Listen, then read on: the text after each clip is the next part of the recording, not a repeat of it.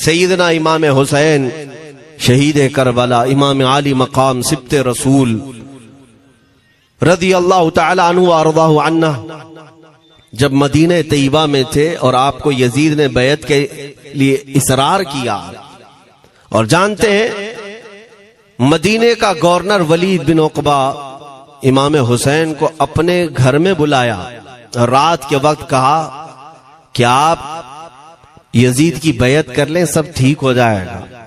آپ نے ایک تاریخی جملہ فرمایا تھا، آج وہ سب مسلمانوں کو یاد ہونی چاہیے۔ امام حسین نے یہ نہیں کہا میں حسین رسول اللہ کا نواسا یزید کی بیعت کروں گا فاسق و فاجر کی، یہ نہیں کہا آپ نے۔ توجہ چاہتا ہوں، آپ نے یہ نہیں فرمایا، بلکہ یہ فرمایا مجھ جیسا اس جیسے کی بیعت کیسے کر سکتا ہے۔ یہ قیامت تک آنے والوں کے لیے میسج ہے، حسین جیسا کبھی بھی یزید جیسے کی بیعت نہیں کر سکتا، اور نہ ہی ویسوں کی طاقت کو وہ مان سکتا ہے۔ اور الحمدللہ ہماری ماؤں نے بچپن سے ہمیں حسین کو ہی سنایا ہے، یزید کو نہیں۔ اس لیے آج اگر کسی تخت پر یزید بیٹھا ہو تو ہمیں ڈر نہیں لگتا اس بات کا کہ وہ گردن اڑا دے گا، ہمیں اس بات کا خوف نہیں لگتا کہ پھانسی پر چڑھا دے گا، ہمیں اس بات کا یقین ہے کہ اگر ہمارے ٹکڑے بھی ہو جائیں گے تو انشاءاللہ ہماری روح کربلا ضرور پہنچیں گی۔ امام حسین کے ساتھ قیامت کے دن اٹھائے جائیں گے، حق بات کرتے ہوئے اگر دنیا سے جائیں۔ عزیزان گرامی وقار، میں تاریخ کی چند جھلکیاں آپ کے سامنے رکھوں گا۔ مجھے حکم بھی ہوا ہے، بہت جلدی وقت ختم ہو جائے گا، سمیٹنا ہے۔ میں چند مثالیں آپ کے سامنے رکھتا ہوں۔ طاقت کسے کہتے ہیں، قوت کسے کہتے ہیں؟ جیم میں جا کر باڈی بنانے والا طاقتور ہے، کاجو بادام کھانے والا طاقتور ہے، مکے مارنے والا طاقتور ہے۔ کون ہے طاقتور؟ طاقت کسے کہتے ہیں؟ میرے عزیزو، اصل طاقت تو یہ ہے کہ تم استعمال اپنے ہاتھ پیر کچھ بھی نہ کرو لیکن کھلبلی دوسروں میں مچی رہے، یہ اصل طاقت ہے۔ یہ رب تعالیٰ کی طرف سے دی ہوئی ہوتی ہے انعام میں۔ ورنہ آپ سوچ سکتے ہیں کہ حسین اعظم کے ساتھ جو لوگ آئے تھے وہ کل قافلہ کتنا تھا؟ الگ الگ روایتیں۔ امام حسین کے ساتھ 135 لوگ تھے، بعض روایات میں ہے 96 تھے، 96 لوگ تھے، بعض روایت میں 82 تھے۔ شہید ہونے والوں کی تعداد 72 ہے۔ لیکن اس بات پر اکثر علماء محدثین کا خیال ہے کہ 82 لوگ تھے، 82 لوگ تھے۔ 82 کے مقابل میں کتنے لوگوں کو آنا چاہیے راستہ روکنے کے لیے؟ اگر کسی عام آدمی سے بھی پوچھے تو ڈبل کر دو، ٹرپل کر دو، 4 گنا زیادہ کر دو۔ نہیں، 82 کو روکنے کے لیے پہلے 1000 لوگ آئے، پھر وہ 1000 کے بعد 4000 پلس آئے، 5000 لوگ صرف 82 لوگوں کو روکنے کے لیے آئے راستہ۔ پھر یہ لوگ 4 دن تک راستہ روکتے ہی رہے، 5000 لوگ مل کر۔ 10ویں محرم ہونے سے پہلے پھر تقریباً 16000 لوگ آئے، یعنی تقریباً پورے ٹوٹل ملا کر 22000 کے قریب، 21000 سمتنگ کچھ۔ 22000 کی فوج کیا معنی رکھتی ہے؟ کس کو روکنے کے لیے؟ 82 لوگوں کو۔ اسی سے سمجھ میں آتا ہے اصل طاقت کسے کہتے ہیں۔ طاقت اسی کو کہتے ہیں کہ ادھر 3 دن کے بھوکے اور پیاسے ہیں، ان کے خیموں میں ساز و سامان بھی نہیں، جنگ کے اسباب بھی نہیں، اور وہ جنگ کی نیت سے بھی نہیں گئے، اس کے باوجود 22000 کے سینوں میں جو کھلبلی مچی ہے، دنیا اسی کو سمجھ نہیں پا رہی ہے۔ اگر دنیا یہ سمجھتی ہے کوانٹیٹی کا نام طاقت ہے تو ہم اس کو رد کرتے نہیں، کوالٹی کا نام طاقت ہے۔ ایمان یہ اصل طاقت ہے۔ اور ایک تاریخی بات میں آپ کے سامنے رکھتا ہوں، امام حسین کا راستہ روکنے کے لیے سب سے پہلے یزید کی فوج سے جو شخص آیا تھا اس کو حر بن یزید کہتے ہیں۔ حر بن یزید الریاعی 1000 کا لشکر لے کر کے یہ امام حسین کا راستہ روکنے آئے۔ 2 دن تک ادھر ادھر گھماتے رہا، اور جب نمازیں ہوتی رہی امام حسین مصلی امامت پر ہیں اور یہ یزیدی اقتدا بھی کر رہے ہیں۔ ہر جماعت امام حسین کے پیچھے ہو رہی ہے، لیکن میں آپ کو بتاتا ہوں 10ویں محرم سے پہلے امام حسین نے خطبہ دیا اور یزیدیوں سے کہا کیا تم میری حیثیت کو نہیں جانتے؟ میں فاطمہ زہرا کا بیٹا ہوں، حیدر کرار کا نور نظر ہوں، رسول اللہ کا نواسہ ہوں، میری نسبتیں کیا تمہیں نہیں معلوم؟ تم میرے خون سے اپنے ہاتھوں کو نہ رنگو، میں تمہارے پاس آپشن رکھتا ہوں، میں اس راستے سے اپنے واپس مدینے کی طرف جاتا ہوں یا کسی ساحل کی طرف یا دمشق جاؤں گا، جنگ کرنا نہیں چاہتا تم سے۔ یہ 3 آپشن جب امام حسین نے رکھا تو یزیدیوں نے ایک کو بھی قبول نہیں کیا، وہ جنگ کرنا ہی چاہتے تھے، امام حسین کے خون کے ساتھ کھیلنا ہی چاہتے تھے۔ لیکن جو حر بن یزید ہے، توجہ چاہتا ہوں، جو خود امام حسین کا راستہ روکنے کے لیے آیا، اس کے دل میں یہ بات آئی اور اس نے آ کر کے 10ویں محرم کو یزیدیوں سے کہا میاں مان لو حسین کی بات، 3 میں سے کوئی ایک بات مان لو، ہم جنگ نہیں کرنا چاہتے، وہ رسول اللہ کے بیٹے ہی تو ہیں۔ تو سارے جو سپہ سالار بڑے بڑے تھے، عمرو بن سعد، شمر وغیرہ، حر بن یزید سے کہنے لگے تجھے کون کہتا ہے فیصلہ کرنے کے لیے؟ تو سپاہی ہے، 1000 کی نفری تیرے ساتھ دی گئی ہے، بس اگر تجھے ہمارے ساتھ رہنا ہے تو میدان میں جمع رہ، ورنہ چلا جا، تو صلح کی باتیں مت کر۔ حر بن یزید اسی دن 10ویں محرم کو ان یزیدیوں سے کہتا اچھا اگر تم میرے اس بات کو نہیں مانتے تو تمہاری سپہ سالاری تمہیں مبارک، میں حسین کے خیمے میں جا رہا ہوں۔ جو یزید کی طرف سے آیا تھا وہ کدھر چلا گیا؟ مولا حسین کے خیمے میں۔ کب؟ صرف 10ویں محرم، ایک روایت میں 9ویں محرم کو، ایک دن پہلے امام حسین کے خیمے میں آیا، دست بوسی کی، معافی مانگی، اور امام حسین نے کہا اب تم جا سکتے ہو اپنے گھر۔ حر بن یزید نے کہا میں اس وقت تک اب آپ کا ساتھ نہیں چھوڑوں گا جب تک میرے جسم میں آخری سانس باقی رہے گی، میں آپ کے ساتھ رہوں گا۔ اب امام حسین کی وفاداری میں آنے والا کون تھا؟ اس لیے میں آپ کو ایک چیز دے جاتا ہوں میرے عزیزوں، اللہ عز و جل کی قدرت کے فیصلے ہیں، وہ جب چاہتا ہے کہیں سے بھی کسی کو ہدایت عطا فرماتا ہے۔ وہ باطل قوتوں کے موجود پلنے والا بچہ بھی کبھی رب تبارک و تعالی ہدایت دیتا ہے، اسے عالم بناتا ہے، اور کبھی کعبے کی چھاؤں میں پلنے والے کو مولا ابو جہل بھی بناتا ہے، گمراہ کر دیتا ہے۔ حر بن یزید مولا حسین کے پاس آ گئے، جو بات مجھے کہنی ہے اس کے لیے مجھے اتنا واقعہ بیان کرنا پڑا ہے، میں اصل پوائنٹ کی طرف آتا ہوں کیوں میں یہ بیان کر رہا ہوں۔ جب 10ویں محرم کو جنگ شروع ہوئی، عمرو بن سعد نے تیر چلایا، تو جانتے ہیں خیمہ حسین کی طرف سے سب سے پہلے میدان میں اترنے والا یہی حر بن یزید ہی، یہی اترے اپنے گھوڑے پر سوار ہو کر انہی یزیدیوں سے لڑنے کے لیے جن کی فوج میں یہ آئے تھے، ان کے مقابل میں لڑنے کے لیے گئے۔ اور جب لڑنے کی ابتدا ہوئی صبح سے دوپہر کے قریب تک وہ لڑتے رہے، زوال تک۔ اب جو بات کہنا ہے توجہ سے سنو، حر بن یزید نے صبح سے لڑائی کی، بہتوں نے وہاں پر میدان جنگ میں مقابلہ آرائیاں کی ہیں، لیکن حر بن یزید کی جو لڑائی ہے وہ تاریخ میں لکھی ہوئی آج بھی۔ انہوں نے یزیدیوں کے ساتھ جو جنگ کیا، کئی گھنٹے جنگ کرنے کے بعد جانتے ہیں تنہا حر بن یزید نے 120 یزیدیوں کو قتل کیا، 120 کی تعداد، ایک گھوڑ سوار ایک ہی ہے، 120 کو مار گرایا، اس کے بعد جام شہادت نوش کیا۔ میں تاریخ پڑھ رہا تھا، وہیں پر ہم نے کتاب کو روک دی۔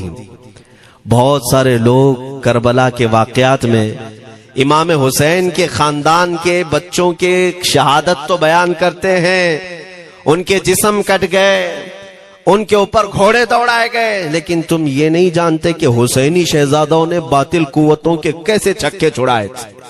ایک ایک جوان نے مقابل میں آنے والوں کو ان کی اوقات کیسے یاد دلائی تھی۔ اب سنو، حر بن یزید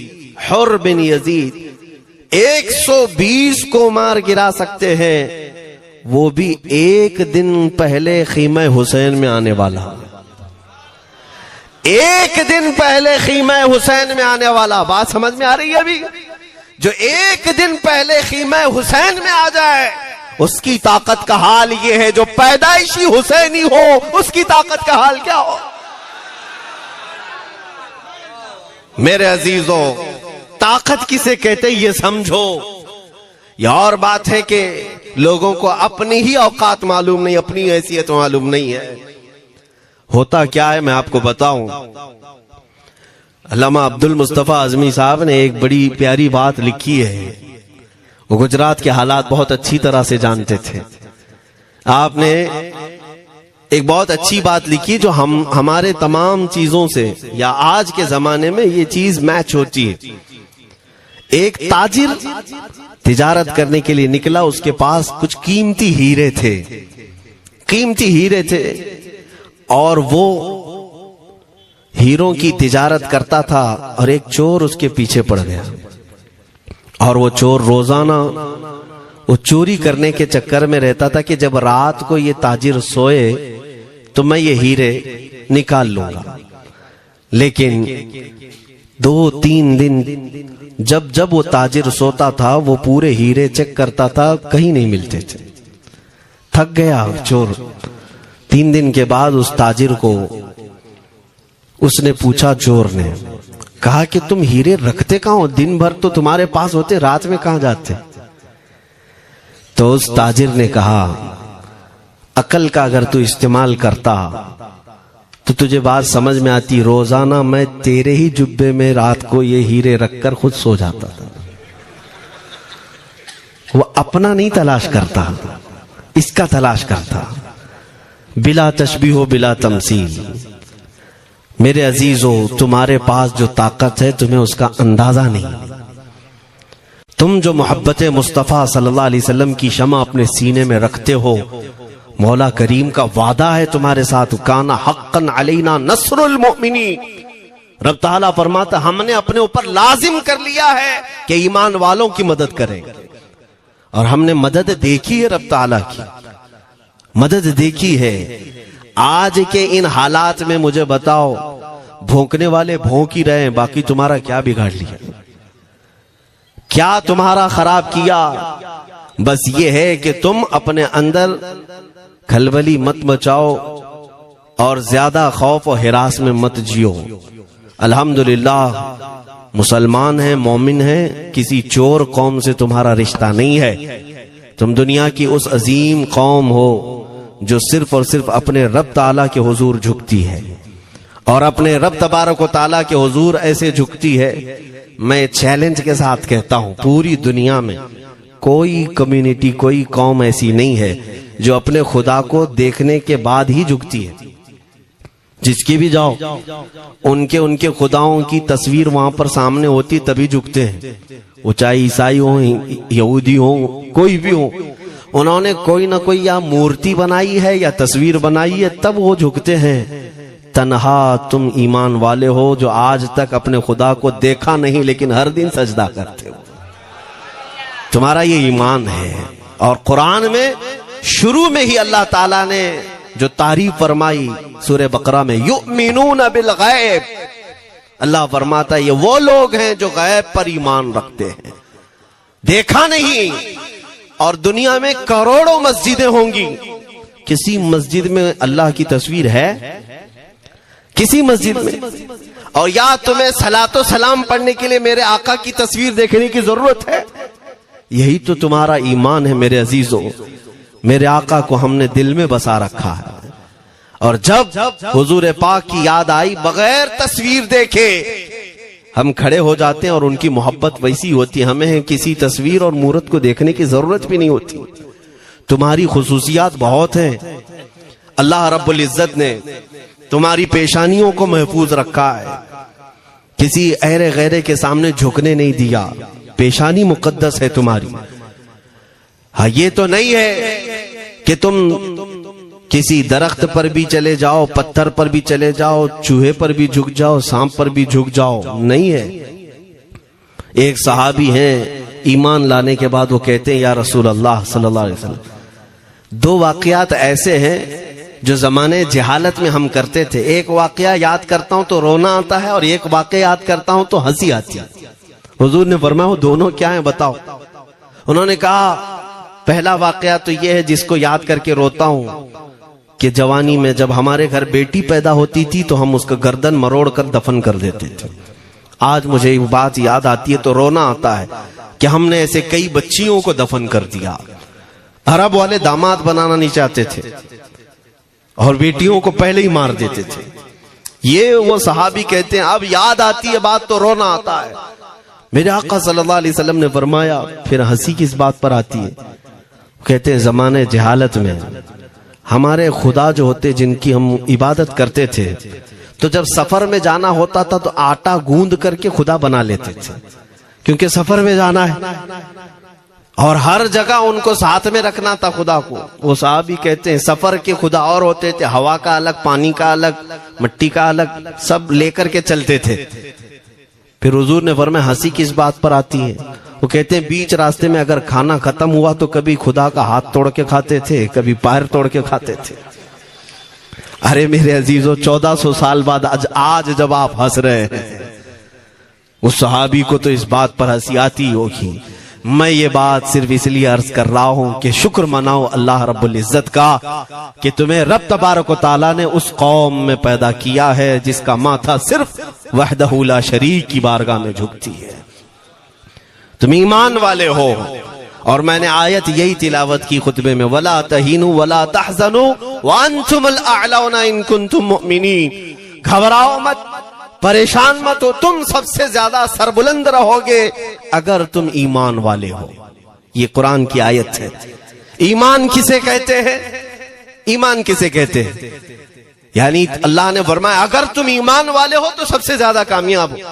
اب ہم پوچھتے ہیں رسول پاک سے ایمان کسے کہتے ہیں؟ میرے آقا کی زبان سے سنو, لا یؤمن احدکم حتی اکون احب الیہ من والدہ وولدہ والناس اجمعین. حضرت انس سے روایت ہے حضور پاک صلی اللہ علیہ وسلم فرماتے ہیں تم میں سے اس وقت تک کوئی کامل ایمان والا نہیں ہو سکتا جب تک اپنے والدین, اپنے بچے, اپنے اور سارے انسانوں سے زیادہ میں اس کے نزدیک محبوب نہ بن جاؤں. حضور سے کامل محبت جب تک نہ کرو گے تب تک ایمان بھی کامل نہیں ہے. خلاصہ کلام یہی ہے کہ محمد سے وفا تو نے تو ہم تیرے ہیں, یہ جہاں چیز ہے کیا لوح و قلم تیرے ہیں. بس اسی بات پر آپ کو آنا ہے. اقبال بھی یہ کہتا ہے میں جرمنی گیا, یورپ کا سفر کیا, وہاں کی ترقیوں کو دیکھا اور وہ لوگ بہت آگے بڑھ رہے تھے. میں اسی لیے سفر کیا کہ میں وہاں تحقیق کر کے آؤں, دیکھوں, اپنی قوم کو آ کر کے میں بتاؤں مسلمانوں کو کہ کس فیلڈ میں تم جاؤ گے تو کامیاب ہوں گے. سائنس میں, فزکس میں, جغرافی میں, کیمسٹری میں, میتھس میں, کون سی فیلڈ میں تم جاؤ گے تو زیادہ ماہر ہوگے. کئی سال اقبال نے وہاں کی خاک چھانی, تحقیقات کیا اور واپس جب آیا اپنی قوم کی طرف, علامہ اقبال کہتے ہیں میں ساری دنیا وہاں کی یورپ کی چھان کر کے آیا, یہی دیکھنے گیا تھا کہ میری قوم کس میدان میں اترے تو کامیاب ہوگی. تو لوگوں نے پوچھا کیا وہ تمہیں راز مل گیا؟ وہ کہتے ہیں ہاں مجھے راز مل گیا. لوگوں نے پوچھا کس میدان میں اترے؟ تو وہ اقبال کہتا ہے میں تو راز کو پہنچا, اپنی قوم کو بتاتا ہوں تمہاری ترقی کا راز صرف اتنا ہی ہے کہ محمد سے وفا تو نے, کہ محمد سے وفا تو نے تو ہم تیرے ہیں. یہ جہاں چیز ہے کیا لوح و قلم تیرے ہیں. ساری کامیابی کا اصل راز میرے آقا سے بے انتہا محبت ہے. میں دینی شخصیات کی بات اپنی جگہ پر, جو جس کو آپ دنیاوی علوم کہتے ہیں, لاؤ میتھس کا کوئی بہت بڑا ماہر ریاضی دان یا کوئی سائنٹسٹ آپ کو ایسا لگتا ہو, لاؤ میرے اعلیٰ حضرت امام احمد رضا فاضل بریلوی کے سامنے. جانتے ہیں آپ اس اعلیٰ حضرت فاضل بریلوی نے 55 علوم پر اپنی تحقیقات لکھ دی ہیں. باقی جانتے کتنے تھے وہ اللہ ہی بہتر جانے. ایک بات میں آپ کو بتا رہا ہوں, میتھس میں, میتھمیٹکس میں ان کے پاس ایسی ایجادات تھی. ایک کتاب اعلیٰ حضرت نے لکھی ہے جیومیٹری پر. آج کے بچے جو کالج پڑھتے ہیں وہ جانتے ہوں گے. جیومیٹری کی بھی کئی اس میں اقسام لکھی گئی ہیں. اور اعلیٰ حضرت نے ایک کتاب لکھی ہے کشف العلہ عن سمت القبلہ. قبلہ پہچاننے کا علم. تم تو آج وہ کمپاس لے کر کے پہچانتے ہو نا. اب تو موبائل میں آ گیا, موبائل کو گھماؤ, ادھر دکھا رہا ادھر, ادھر دکھا رہا ادھر قبلہ. میرے عزیزو, اسلام مشینوں سے نہیں چلتا ہے. اس کا سیل چلا گیا تو کیا تمہارا اسلام چلا جائے گا؟ اس کی بیٹری چلی گئی تو کیا تمہارا دین چلا جائے گا؟ نہیں. اسلام مکمل قواعد اور ضوابط کے ساتھ ہے. ساری مشینیں ختم بھی ہو جائیں, اسلام نے تمہیں قاعدے بنا کر دکھائے ہیں پریکٹیکل. یہ قبلہ پہچاننے کا علم ہوتا ہے. شہر کا طول البلد عرض البلد دیکھنا ہوتا ہے. بہت ساری اس میں چیزیں, اس کی سطح سمندر سے اونچائی کتنی ہے, پھر ستاروں کو دیکھا جاتا ہے, پھر پہچانا جاتا ہے قبلہ, اس کو حساب میں لگایا جاتا ہے. اعلیٰ حضرت نے یہ جو کتاب لکھی پورے 1400 سال میں, اعلیٰ حضرت کی یہ کتاب جس میں 10 قاعدے خود انہوں نے ایجاد کی, ان سے پہلے کسی نے نہیں لکھی, خود انہوں نے ایجاد کیے. اور اس کے بعد اعلیٰ حضرت نے چیلنج کے ساتھ کہا کہ میں نے, فقیر نے یہ 10 قاعدے ایجاد کیے ہیں, اس پر کوئی عمل کر کے قبلہ پہچاننا چاہے تو اس پر عمل کر کے کھڑا ہو جائے. اگر حجابات ہٹا دیے جائیں تو کعبہ اس کی ناک کے سامنے ہوگا. اعلیٰ حضرت نے لکھا ہے کعبہ عین اس کی ناک کے سامنے ہوگا. پرفیکٹ قاعدے انہوں نے لکھے. یہ قاعدے کہاں سے آئے؟ حساب, میتھمیٹکس. جو علی گڑھ کے پروفیسر اپنے پھنسے ہوئے مسائل حل کرنے کے لیے اعلیٰ حضرت کے پاس آئے. واقعات آپ نے سنے ہوں گے. اب میں آپ سے کہتا ہوں, ایک بہت بڑے پروفیسر صاحب علی گڑھ کے, وہ لندن یا آکسفورڈ جا رہے تھے یا جرمنی جا رہے تھے کچھ میتھس کے فنڈے حل کرنے کے لیے. اعلیٰ حضرت کے خلیفہ نے انہیں مشورہ دیا کہ چلے مولانا احمد رضا صاحب بریلی میں رہتے ہیں, ان سے بات کر لیں گے. پہلے تو انہوں نے مذاق اڑائے, مولوی لوگوں کا کام ہے, پروفیسر جس میں پھنسا ہوا ہے. انہوں نے کہا لندن اور جرمنی جانے میں جتنا خرچہ آتا ہے اس سے کم ہی بریلی کو لگتا ہے, ایک بار ٹرائی کر لیجئے. وہ آئے اعلیٰ حضرت کے ہاں, وہ مولانا سید سلیمان صاحب کے کہنے پر جب اعلیٰ حضرت کے پاس آئے, عصر کا وقت تھا, اذان ہو چکی تھی, آپ مسجد کی طرف جا رہے تھے. پروفیسر صاحب سے ملاقات ہوئی. اعلیٰ حضرت نے پوچھا کیسے آنا ہوا؟ انہوں نے کہا ایک بہت پیچیدہ مسئلے میں پھنس گیا ہوں, میتھس کا, ریاضی کا, حساب کا حل نہیں ہوتا, اس کے لیے میں باہر کا سفر کر رہا تھا. آپ کے شاگرد مولانا سلیمان صاحب نے کہا کہ آپ سے ملنے. اعلیٰ حضرت نے کہا دکھائیں کیا مسئلہ ہے. انہوں نے کہا اتنے شارٹ ٹائم میں یہ حل نہیں ہوگا, نماز کے لیے آپ جا رہے ہیں. اعلیٰ حضرت نے فرمایا پھر بھی دکھاؤ. اعلیٰ حضرت کو انہوں نے ویسے ہی کھڑے دکھایا. دیکھتے ہی اعلیٰ حضرت نے انگلیاں رکھی اور کہا اس کا یہاں سے, اس کا یہاں سے, فلاں کا یہاں سے, اس طرح آپ لگا کر کے دیکھ لیں, میں عصر کی نماز سے فارغ ہو کر آتا. وہ پروفیسر صاحب کہتے ہیں انہوں نے چٹکیوں میں یوں حل کیا, میں جب بیٹھ کر کے اس مسئلے کو لگایا تو ترنت 2 منٹ میں وہ مسئلہ حل ہو گئے. اب جس کے لیے میں یہ واقعہ عرض کر رہا ہوں سنو. وہ حیرت میں آنکھیں پھٹی پھٹی رہ گئی اس پروفیسر صاحب کی. ادھر نماز ہونے کے بعد آئے اعلیٰ حضرت, تو وہ اش کرنے لگے. کہا مولانا صاحب میں پہلی مرتبہ دیکھ رہا ہوں کہ مدرسے کا کوئی مولوی میتھس کے اتنے ٹف فنڈے کو حل کر لیتا ہو. مولانا یہ تو بتائیں یہ ریاضی اور یہ میتھس کے مسئلے آپ نے کس سے سیکھے؟ کون ہے آپ کو؟ کس کالج میں, کس یونیورسٹی سے آپ نے سند حاصل کی ہے؟ یہی مجھے کہنا ہے میرے عزیز. اب اعلیٰ حضرت کا جواب سنو. کہتے ہیں جناب میں نے اپنے والد سے صرف پلس مائنس اور ملٹیپل کے مسئلے سیکھے, جمع, نفی اور ضرب. ہمارے والد صاحب نے بس اتنا ہی سکھایا. اور اس وقت بچپن میں مجھے منطق, فلسفہ, یہ سب کتابیں پڑھنے کا شوق تھا. میں حساب کے, جیومیٹری کے یہ کتابیں لے کر بیٹھا. میرے والد آئے, دیکھا, پوچھا احمد رضا کیا پڑھ رہے ہو؟ میں نے دکھایا یہ منطق ہے، فلسفہ ہے یا حساب کی کتابیں ہیں۔ میرے والد نے وہ کتابیں اپنے ہاتھ میں لے لی اور کہا جا رسول اللہ کی حدیثیں پڑھ، صدقے میں سارے علم دے دیے جائیں گے۔ اعلیٰ حضرت فرماتے ہیں اس کے بعد میں نے اپنی زندگی میرے مصطفیٰ کے قدموں میں لگا دی۔ یہ جو آپ دیکھ رہے ہیں یہ میرے مصطفیٰ کے قدموں سے چھن کر مجھے ملا ہے۔ بس بات سمجھ جاؤ، طاقت اسی کو کہتے ہیں۔ نبی پاک صلی اللہ تعالی علیہ وسلم سے بے انتہا محبت کرنے والا وہ دنیا کے کسی میدان میں بھی تنہا نہیں ہوتا، تنہا نہیں ہوتا۔ عزیزان گرامی وقار، میں اس بات کی طرف آپ کو لے جاتا ہوں۔ ایک صحابی حضرت سلمہ بن اکوع رضی اللہ تعالیٰ عنہ، ان کو راجل رسول اللہ کہا جاتا ہے۔ حضور صلی اللہ علیہ وسلم کے ایسے سپاہی جتنے غزوات میں گئے، جتنی جنگوں میں گئے، کبھی گھوڑے پر نہیں بیٹھے، پیدل۔ اور وہ ایسا پیدل چلتے تھے کہ کوئی گھوڑا بھی ان کے ساتھ نہیں پکڑ پاتا ان کو جب وہ بھاگتے تھے۔ گھوڑا بھی اپنی تیز رفتاری کے باوجود انہیں نہیں پکڑ پاتا۔ ان کو وہ لقب ملا تھا راجل رسول اللہ، چھل کر کے سفر کرنے والا رسول اللہ کا سپاہی۔ ایک بار ایسا ہوا، ایک بنو قارہ کا شخص جس کا نام عبد الرحمن ہے، یہ منافق تھا، خبیث تھا۔ اس نے تقریباً 400 لوگوں کو جمع کیا، اپنے ہم مزاج لوگوں کو، اور مدینے پر رات کے وقت ایک باغیچے پر حملہ کیا، پورے باغیچے کو آگ لگا دیا، اور اس کے بعد پھر جو کھجوریں تھیں وہاں سے سب لوٹ لیا، لوٹ کر کے اپنے گھوڑوں پر رکھ لیا اور نکل پڑا۔ اس وقت سوائے حضرت سلمہ بن اکوع کے کوئی نہیں تھا۔ ادھر 400 لوگ لوٹ مار کر رہے ہیں اور کھجوریں جمع کر رہے ہیں، اور یہ تنہا صحابی۔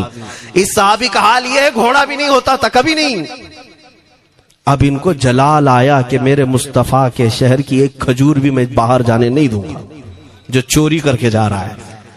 اس کے بعد آپ نے پیچھا کرنا شروع کیا، اور حقیقت دیکھیں، آپ جب حدیث پڑھیں گے، اعلیٰ حضرت نے الملفوظ میں بھی اس کو نقل فرمایا، جب تک میں یہ حدیث پڑھ رہا تھا اتنی ہنسی بھی آتی ہے، اور ان کی اس بہادری پر دل کھل جاتا ہے اور سینہ چوڑا ہوتا ہے کہ وہ اکیلے کس بات پر بھاگ رہے تھے، ان کے پیچھے 400 لوگوں کے پیچھے بھاگ رہے۔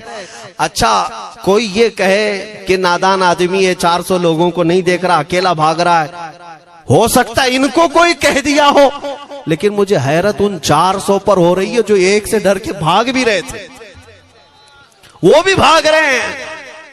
ایک دوڑا رہا ہے اور 400 بھاگ رہے ہیں۔ وہ عبد الرحمن قارہ کا رہنے والا قاری بھاگا جا رہا ہے اور سب سے کہہ رہا ہے سلمہ بن اکوع سے اپنی اپنی جان بچا لو۔ اسی لیے میں کہتا ہوں یہ بزدل قومیں ہیں، میرے مصطفیٰ کے غلاموں کا مقابلہ کرنے کی سکت نہیں رکھتی، جس کے سینے میں عشق مصطفیٰ ہو۔ 400 بھاگتے رہے اور یہ بھگاتے رہے بہت دور تک۔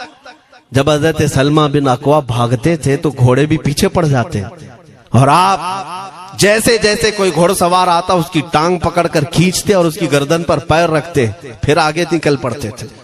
نہ جانے کتنوں کو انہوں نے تنہا اپنے ہاتھوں سے گرایا، کوئی مقابلہ کرنے کو تیار نہیں، گراتے بھی ہیں اور ان کی گری ہوئی کھجوریں جمع بھی کرتے ہیں کہ مجھے مدینے واپس لے جانا ہے۔ اس صحابی کو میں پڑھتا ہوں، عزیزان گرامی، کھجوریں جمع کرتے رہے اور انہیں بھگاتے رہے، اخیر میں وہ 10-10 کی ٹکڑیوں میں بدل گئے۔ وہ عبد الرحمن قارہ کا رہنے والا کہنے لگا ایک ساتھ مت بھاگو، یہ اکیلے سب کو بھگا رہا ہے، 10 ادھر جاؤ، 10 ادھر جاؤ، 10 ادھر جاؤ۔ ظالموں، پلٹ کر میرے مصطفیٰ کے غلام کا مقابلہ کر کے دیکھتے ہیں، لیکن کسی سے نہیں ہوا۔ وہ پہاڑ کی چوٹیوں میں چلے گئے، حضرت سلمہ بن اکوع پہاڑ پہ بھی چڑھنے لگ گئے۔ تو عبد الرحمن قارہ وہ کہتا ہے وہیں سے چیخ کر کے، سلمہ بن اکوع تم کو کیا چاہیے، کیوں پیچھا کر رہے ہو؟ کہا میں شہر رسول کی ایک کھجور بھی جب تک تمہارے پاس ہوگی پیچھا کرتا رہوں گا۔ اس نے وہیں سے اپنے سارے ساتھیوں کو پکار کر کہا سارے لوگ کھجوریں پھینک دو، اپنی جان بچا لو۔ سبوں نے کھجوریں دے دی۔ حضرت سلمہ بن اکوع پوری کھجوریں جمع کی، کتنوں کو رونتے ہوئے واپس آنے لگے۔ جانتے ہیں ایک صحابی اور ہے حضرت ابو قتادہ، جن کو فارس رسول اللہ کہا جاتا ہے، ان کا گھوڑا دوڑتا ہوا ان کو دوڑاتا ہوا حضرت ابو قتادہ اس پر ہیں اور 10 لوگ اور ساتھ ہیں. وہ حضرت سلمہ بن اکوا کی مدد کے لیے آ گئے. جب وہ آئے تو یہ اکثر کو تو گرا چکے تھے, کھجوریں لے بھی چکے تھے. حضرت ابو قتادہ 10 صحابہ کے ساتھ جب آئے, حضرت سلمہ بن اکوا کی اور مدد ہو گئی. اب یہ مدینے آنے لگے تو توجہ چاہتا ہوں. حضرت سلمہ بن اکوا نے پوچھا, میں تو اکیلا دوڑا رہا تھا, کوئی مجھے نہ دیکھا تھا, نہ یہ واقعے کی کسی کو خبر تھی, تم یہاں تک کیسے آئے؟ تم کو کس نے بھیجا میری مدد کے لیے؟ مسلمانوں یاد رکھو, میرے مصطفیٰ کی وفاداری میں جب کوئی نکلتا ہے تو کہاں سے مدد آتی ہے اندازہ بھی نہیں ہوتا. حضرت سلمہ بن اکوا نے ان سے پوچھا ابو قتادہ سے, تم آئے کیسے؟ حضرت ابو قتادہ نے جو جواب دیا وہ اور تعجب کا تھا. کہا ہم نے نہیں دیکھا, ہم کو معلوم بھی نہیں تم کس کے ساتھ گئے ہو, ہمیں یہ واقعہ بھی نہیں معلوم, لیکن ہم اپنے خیمے میں بیٹھے تھے, ہمارا یہ گھوڑا دوڑتا ہوا ہے, یہ گھوڑا دوڑتا ہوا آیا اور دونوں پیر بار بار اٹھا کر کے ہنہنانے لگا. میرا گھوڑا ایسا کبھی کرتا نہیں, وہ جہاد میں جانے والا گھوڑا ہے, فرما بردار ہے. ابو قتادہ نے اس کو سہلایا لیکن پھر بھی وہ خاموش نہیں ہوا. حضرت ابو قتادہ کہتے میں پہچان لیا, وہ اپنی پیٹھ پر مجھے سوار کرنا چاہتا ہے, میں اس کی پیٹھ پر بیٹھ گیا.